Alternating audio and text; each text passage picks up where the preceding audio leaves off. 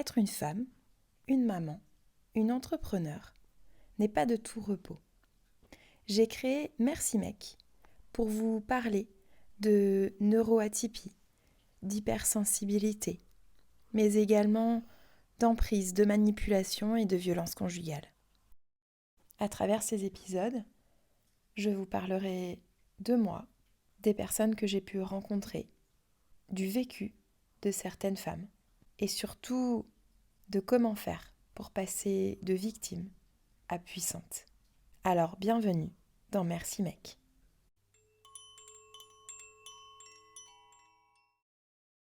On me demande souvent comment est-ce que j'ai retrouvé confiance en moi et par rapport à ce que je poste notamment sur les réseaux sociaux, on me dit waouh mais t'as hyper confiance en toi, c'est absolument génial, tu parles vachement bien, tu n'as pas peur de te montrer devant la caméra, tu fais des conférences, tu as écrit un livre.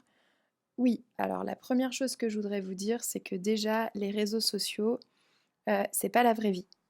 Et puis c'est du travail aussi. Donc déjà, c'est pas la vraie vie parce que, alors moi je fais attention à ça et j'essaye de montrer aussi quand ça va pas. Mais effectivement, la plupart du temps, on montre tout ce qui va bien, qu'on est une femme super forte, que tout est OK, tout va bien, qu'on se bat, sauf qu'évidemment, il y a des jours où je pleure, il y a des jours où ça va pas. Et il y en a eu peut-être même plus là depuis un certain temps, de jours où ça n'allait pas, que de jours où ça allait. Et puis, ben, c'est en avançant, en faisant les choses un pas après l'autre, en essayant, que ça devient de mieux en mieux et puis qu'on retrouve confiance en soi. Donc ça, c'était vraiment la première chose de dire que sur les réseaux sociaux, eh ben, c'est pas tous les jours tout rose. En fait, c'est pas tout ce qu'on montre, c'est pas vraiment la réalité. Et puis, dire aussi que j'en discutais avec des copines la semaine dernière et puis je prenais cet exemple-là où on parle de certaines stars en disant ah ouais mais elles ont tout réussi dans leur vie, elles sont incroyables, elles gagnent énormément d'argent, c'est des femmes de pouvoir. Ouais, sauf qu'en fait en 2025 elles en sont là. Mais combien d'années elles ont mis avant à galérer, à pas gagner d'argent, à faire aucune vente ou très peu, à se faire refuser par des maisons de disques ou par des producteurs ou des éditeurs, etc. Et que ça, personne n'en parle en fait. Et qu'on voit le succès, mais qu'on ne parle pas des années précédentes et du tout le travail acharné qui a été fait sur le long terme en fait. Donc n'oublions jamais que pour la confiance en soi, c'est exactement la même chose. Tu peux pas retrouver confiance en toi du jour au lendemain, c'est pas possible. Ça se fait un pas après l'autre, ça se fait en fonction de ton histoire. Alors oui, il y a des bases. Quand je reçois mes clientes, il y a des outils que j'utilise quasiment à chaque fois. Mais c'est vraiment un travail personnalisé et en fonction de ce que tu as vécu, de là où tu en es dans ton parcours, de ce que tu as déjà fait aussi comme travail sur toi, eh ben, on va pouvoir bosser ensemble. Et effectivement, par rapport à la confiance en moi, eh ben, j'ai énormément travaillé là-dessus. Et effectivement, j'ai vécu certaines choses, mais il n'empêche que j'ai quasiment toute ma vie travaillé sur moi. En tant que danseuse, j'avais évidemment bien conscience de mon corps, même si il m'envoyait des signaux et justement peut-être lorsqu'on travaille dans le sport de haut niveau, eh bien on n'écoute plus son corps. Et donc j'ai réappris à réécouter mon corps, à lui faire confiance, à écouter mon intuition. J'ai appris à me faire aider. Je suis allée voir une psychologue. J'en ai même vu plusieurs, puisque j'en ai une qui me suivait depuis longtemps et une que j'ai pu voir après qui était spécialiste des violences, notamment des violences sexuelles, et avec qui j'ai pu travailler notamment en EMDR. Donc je me suis fait aider. C'est aussi apprendre à demander de l'aide, que retrouver, la confiance en soi. Hem, Comment retrouver confiance en soi? Comme je vous dis, c'est vraiment un parcours personnel. Donc moi, j'ai retrouvé confiance en moi grâce, à des professionnels de santé, mon médecin traitant, ma kiné, mon ostéopathe. J'ai fait de la kinésiologie, j'ai travaillé avec un nutritionniste, j'ai travaillé avec certaines de mes collègues à la maison d'Hygie, dans le centre de bien-être que j'ai créé, à côté de Nantes, à Saint-Herblain. Donc évidemment que ça aide, mais j'ai aussi posé mes priorités. C'est-à-dire que, certaines personnes et l'idée c'est surtout pas de faire culpabiliser parce que je ne sais que trop bien ce que c'est que, de plus avoir, d'argent à la fin du mois et de se retrouver, toute seule, avec 2 enfants à devoir tout gérer, heu, d'avoir des revenus, qui sont, heu, divisés par 2 puisqu'on n'est plus en couple et même j'ai envie de dire, divisés par plus que 2 dans mon cas. Donc du coup, c'est aussi d'apprendre à faire des choix et moi, j'ai fait le choix de ne jamais arrêter la thérapie. Même encore au jour d'aujourd'hui, je vois une thérapeute, alors bien moins souvent, parce qu'au départ c'était toutes les semaines, et toutes les semaines ça coûte beaucoup d'argent, parce que on sait très bien que les psychologues et d'autres professionnels de santé ne sont pas remboursés. Donc moi j'ai fait ce choix-là aussi, de me faire aider, mais de prendre sur mon budget en me disant: «Eh ben tant pis, je vais manger des pâtes cette semaine, mais par contre, je continue ma thérapie» et c'est ça. Moi, je savais que c'était ça qui allait me faire remonter la pente, loin de moi l'idée de comparer, mais peut-être plus rapidement que certaines personnes. J'en sais rien, mais en tout cas, moi, c'est ce dont j'avais besoin. Et donc, ça aussi, ça fait partie de comment je retrouve confiance en moi. Parce que c'est des choix. Qu'est-ce que tu fais dans ta journée?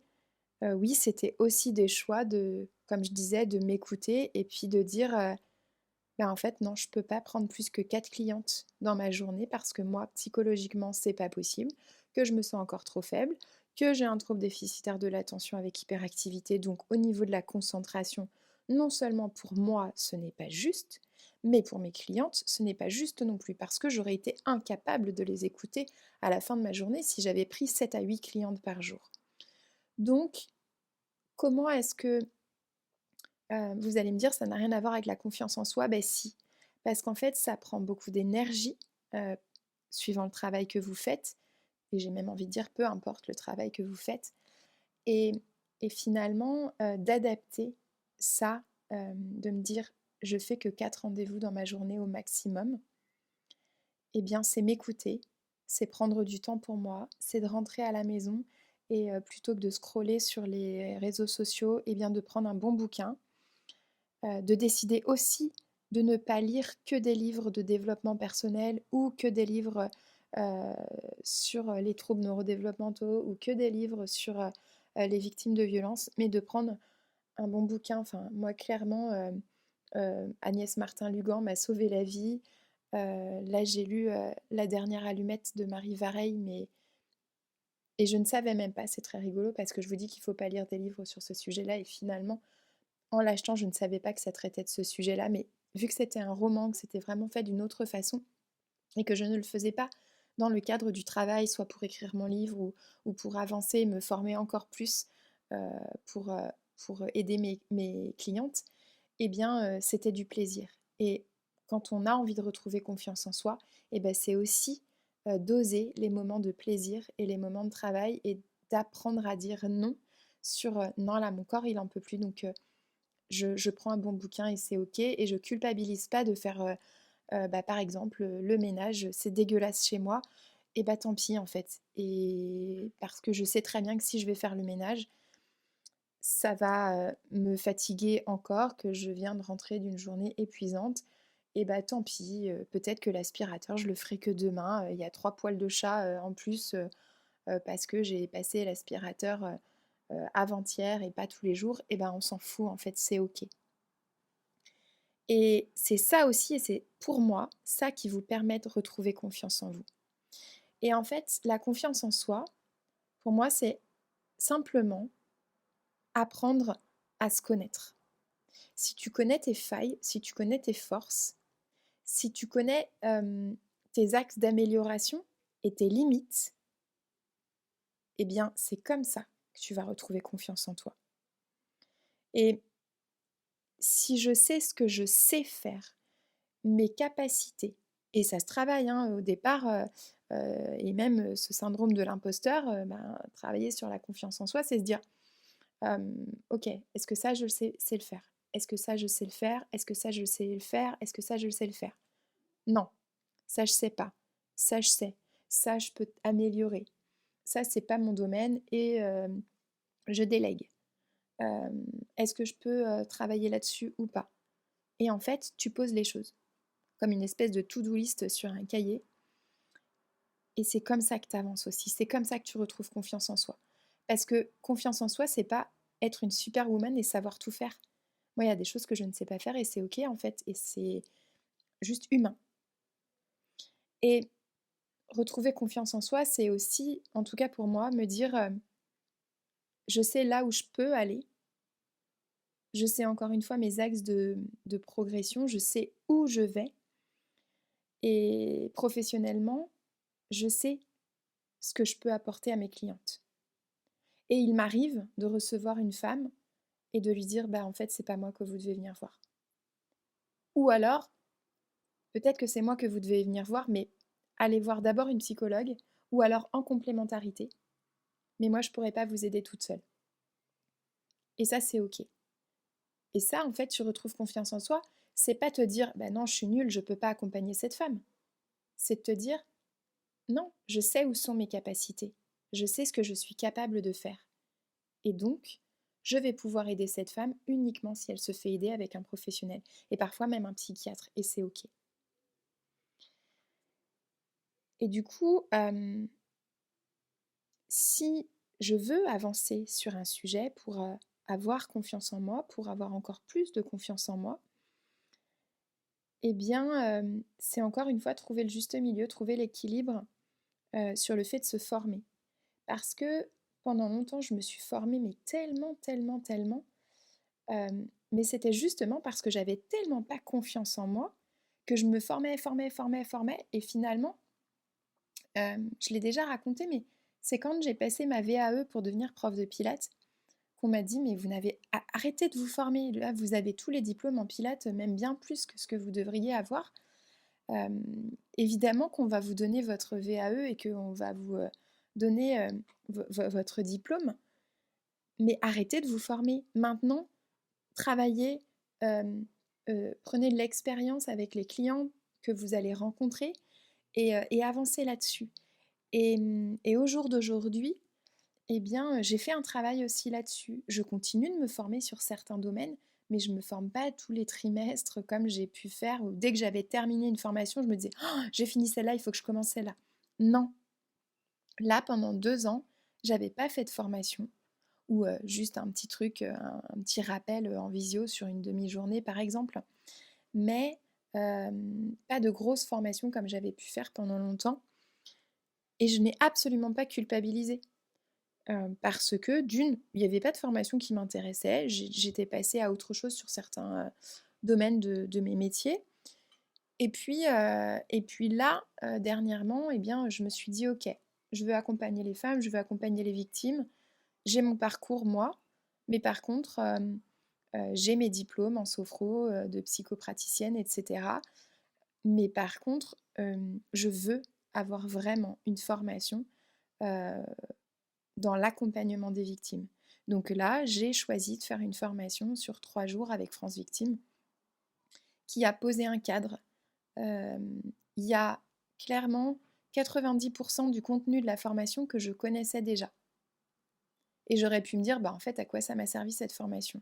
D'une, ça m'a servi de poser justement, de poser ces choses et de me dire: «Bah, en fait, ouais, je connais, je sais. Donc c'est bon, j'ai les compétences».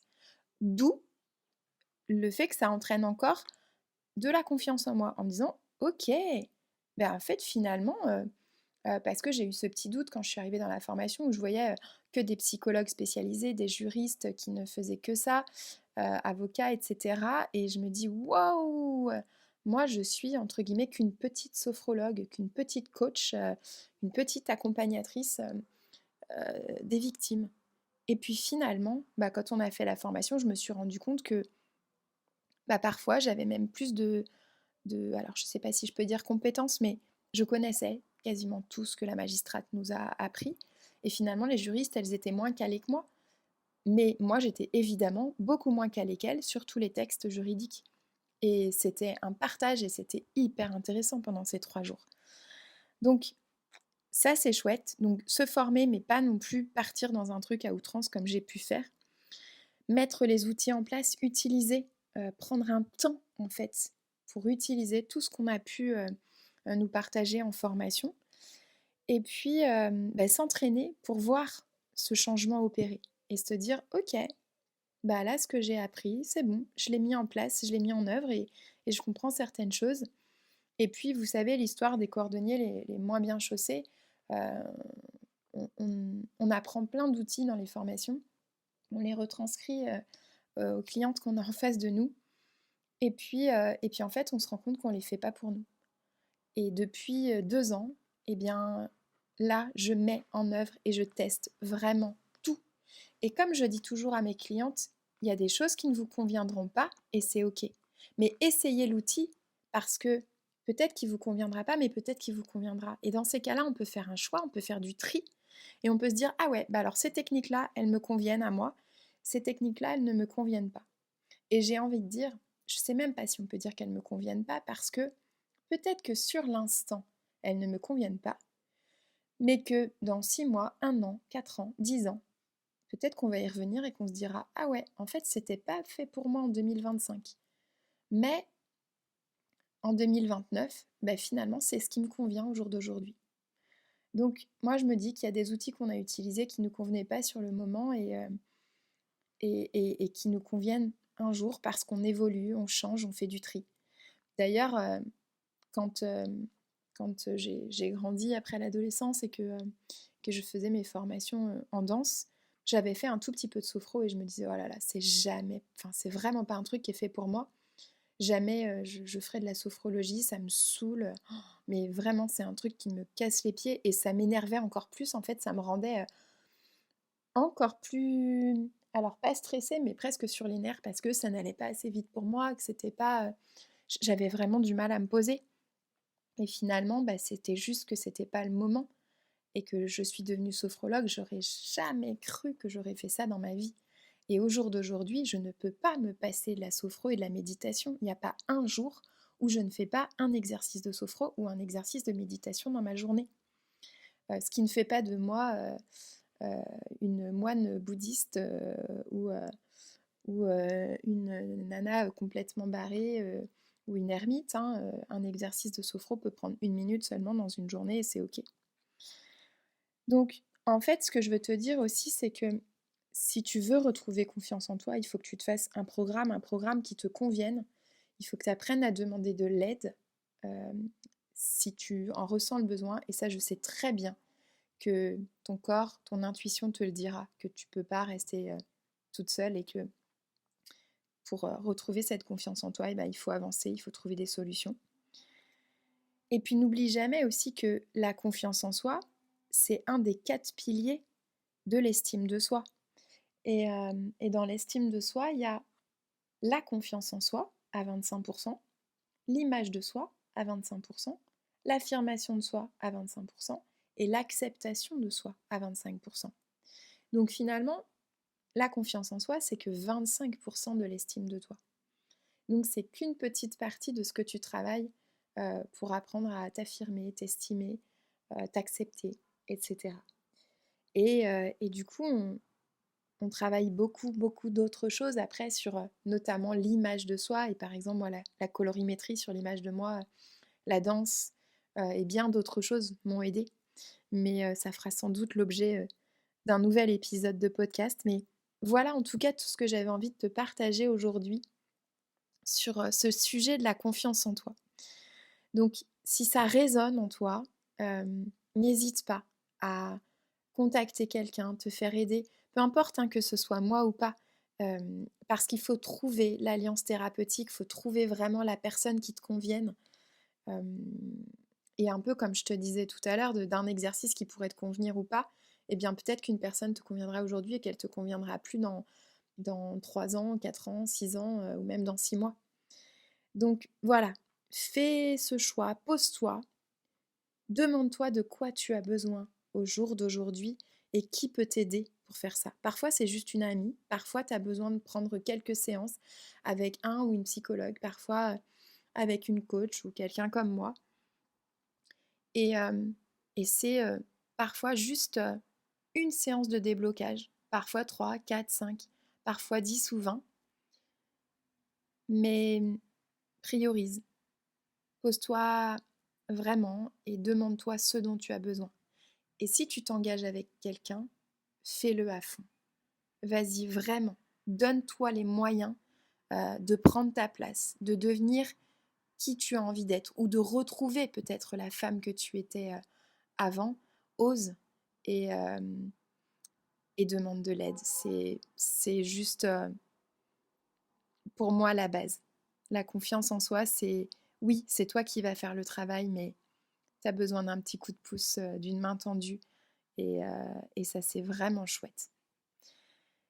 Eh bien, voici pour ce nouvel épisode de podcast. J'espère que ça t'a plu. N'hésite pas à m'en parler, à m'envoyer des commentaires. Je reçois de plus en plus de commentaires de femmes et d'hommes qui me font énormément plaisir. J'ai reçu un commentaire la semaine dernière me disant merci 1000 fois, j'écoute ton podcast en faisant mon running et ça m'a fait un bien fou. Et bah continuez de m'envoyer des messages comme ça, je trouve ça juste génial. C'est aussi pour ça que j'ai créé ce podcast. Et merci 1000 fois pour vos retours. Alors n'hésitez pas à m'envoyer vos questions, vos messages, vos commentaires, à prendre rendez-vous. Je suis là, j'adore mon métier et j'adore répondre à toutes vos questions. À très vite!